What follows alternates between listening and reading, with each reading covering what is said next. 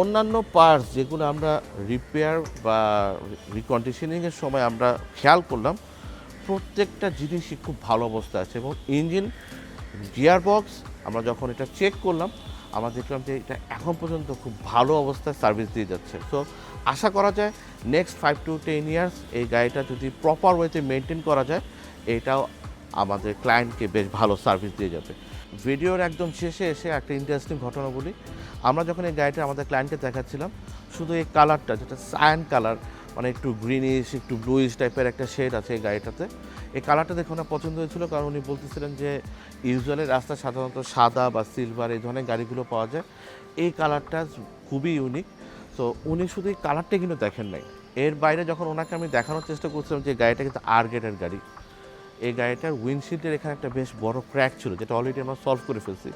গাড়ির সিটের এখানে বেশ কিছু ছেঁড়া ছিল, যেটা আমরা সলভ করেছি।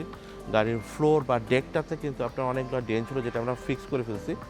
এই সব কিছু ওনাকে দেখানোর পরেও উনি কিন্তু গাড়িটা পছন্দ করেছিলেন। ওনাকে যখন বারবার আমরা এনশিওর করতেছিলাম যে গাড়িটা প্রায় 2,90,000 কিলোমিটার মতো, তারপরেও উনি কিন্তু এই গাড়িটা নেওয়ার ব্যাপারে খুবই কনফিডেন্ট ছিলেন।